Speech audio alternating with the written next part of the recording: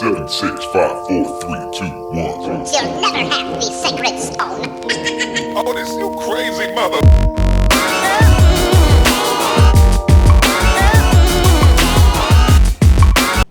Thanks for clicking on the video. Today we're going to talk about squat stance, alright? Squat stance is probably one of the most basic, primitive exercises you've been doing since you learned how to walk. And it's very important because, to be honest, as we grow up, we have lost the proper biomechanics of squatting. People squat like shit now, alright? I mean, absolutely like shit. And then when they put weight on their back, it looks even worse, alright? So we're gonna go over the importance of a squat stance, the angles of shin and torso during a squat. We'll go over why I changed my squat stance recently for myself.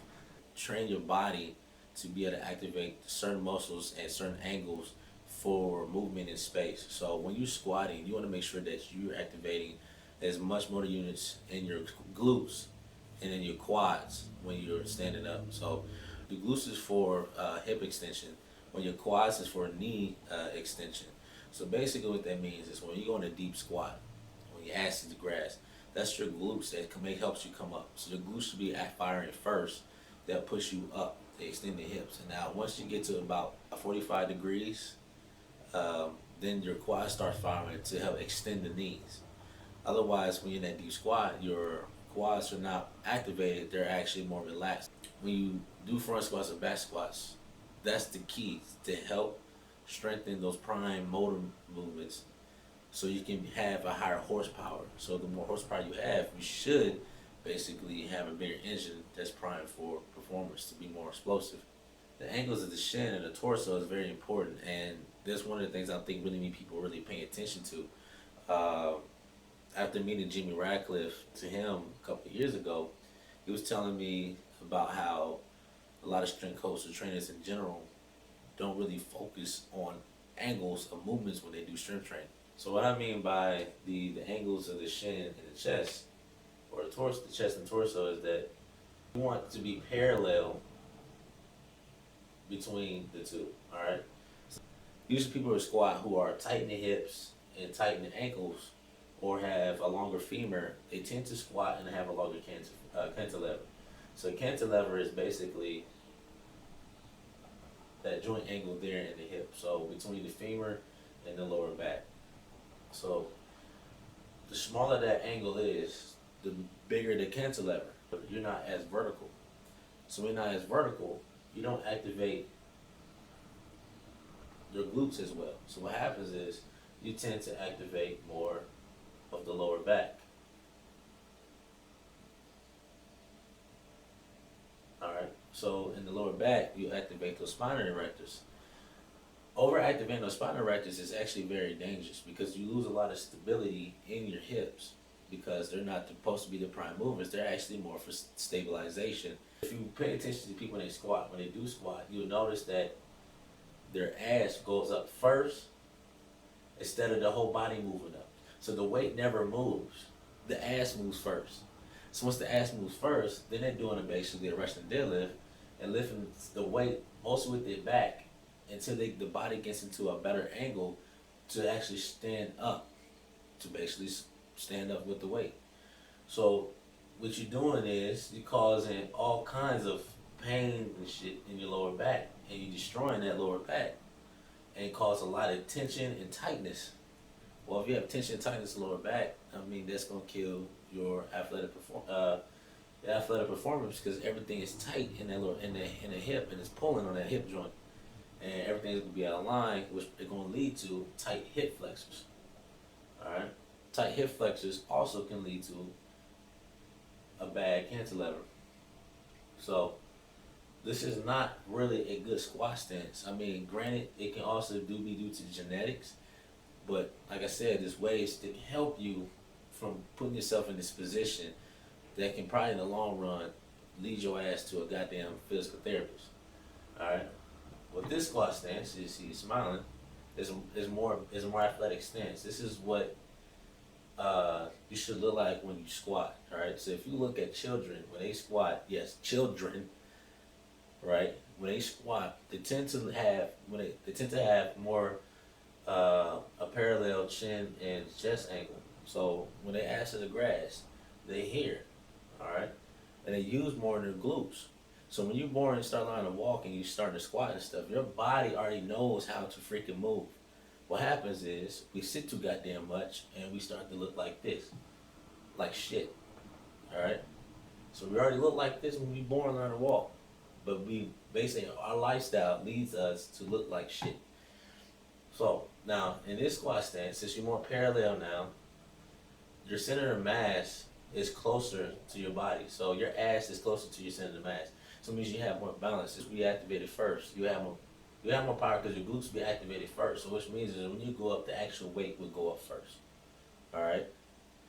So when the weight goes up first, that means you stand in an optimal position and you won't use much as your spinal erectus, which is used for sterilization. Which in this squat position, you also notice that the ankle flexion, basically your dorsiflexion, the ankle is different. Now his knees is moved forward more compared to this stance. Now if you pay attention to any Olympic weightlifters, their knees can be either right over the toes or inches or so more over the toes. The reason for that is because it allows their ass to drop even lower to get under there so they can use more glutes when at the bottom, especially when they're doing a power clean and jerk. So when you power cleaning 400 goddamn pounds and you catching at the bottom, you want to use your ass. You do not want to use your back. And this stance.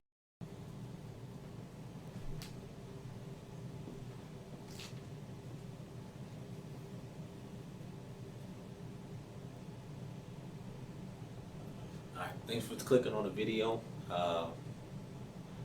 Thanks for clicking on the video. Today we're going to talk about squat stance. Alright. So also lead to tight hip flexors. And having those tight hip flexors pulls on your on the hip, which can cause a anterior pelvic tilt. So anterior pelvic tilt basically means that your pelvis is not either point forward, it's actually tilting down.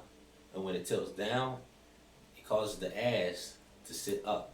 So you almost look like the thick ass black girl with the big booty that's like they're sitting on our back. Again, that tends to happen depending on certain circumstances too. But what you want to do is make sure you're stretching and strengthening those certain muscles to basically to keep your pelvis in a neutral position so it's not tugging and pulling on stuff, but that's what leads to muscle imbalance and tears. The reason why I changed my squat stance is because I didn't necessarily look like this stance here. The only thing is I did have a slight cantilever and I had a wide stance.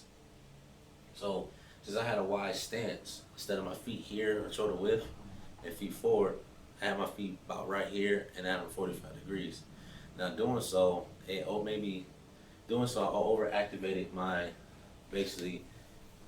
sternal rotators. So your sternal rotators is basically your gluteus medius, your minimus, your piriformis, and other small little muscles that's connected to your hip to help rotate your femur. And when I squat down to the bottom, they overactivate and it caused a lot of tension in my hip, and it caused a lot of pull in my lower back. Sometimes I had low back pain just because of that extra tension I was putting on my hips. So me pulling my feet in and working on my ankle flexion, I was able to be able to push my knees forward more so I could go under. And doing so, it allowed me to have a more vertical chest, and it basically took away all the tension and pain in my lower back because it didn't have to work as hard to help to lift the weight because I'm not here, more here. It's not more here. My glutes is more prime. My glutes is more primed to activate. So, and that's what you need to focus on. When you're athletes, you need to focus on more on muscle activation. Tips for success for back squats. All right. So you look at yourself. You have someone record you or take a photo. You squat and you look like this. All right. How can you go from this to this? All right. There's short-term ways you can do it, and there's also long-term ways you can to accomplish the task. What you could do is, the short-term, you'll see some bodybuilders put weights underneath the heels. All right. So you put weights underneath the heels. What it does is it elevates it. it rises you up. So then it rises you up some. So when you come up and you squat, that helps gives your ass room to be able to squat. So now since you're gives you more room to squat since you're actually more elevated in the heels. Doing that is like a temporary fix, and it will still help you look like this, so you get better activation. Now, for long-term success for yourself, place you can also get strength shoes. So strength shoes is what Olympic weightlifters wear. They hard and rigid, so you can be able to put as much force into the ground without losing the force. If you use tennis shoes or like basketball shoes, those are horrible shoes to lift in because when you push into the ground, your feet actually the shoe is actually absorbing some of that force. Get some damn strength shoes or lift barefooted. For also, what you can do for long term is increase your ankle dorsiflexion. All right, stretch the shit out of your Achilles tendon. You stretch the shit out of that and get it more flexible. Basically, try to get your knee past your toes. It will make you a better squatter. All right, make you a hell of a lot better squat, and you make you a hell of a lot better athlete because then that Achilles tendon also becomes more elastic. When that Achilles is more elastic, it can stretch better and it can transfer forces better for you, which ultimately can help you to jump higher and run faster and cut better. My biggest issue that I have though in the weight room when it comes to back squat is basically an ego in the fucking weight room. All right, especially if football players.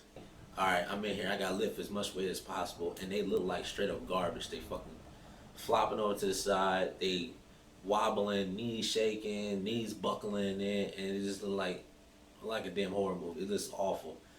And the people that try to teach them weights before thinks that the more weight you lift, the better you will be as an athlete, and the stronger you get. That's fucking false.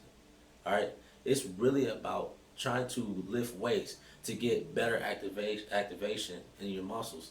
You can lift a lower weight, and with better form and technique, you can activate more muscles and motor units and patterns than you will with shitty ass fucking form. And the body remembers that. It's gonna remember that shitty ass technique. You don't want to be shitty. If you want to be shitty, then you just practice shitty. You want to be good. Perfect practice makes perfect.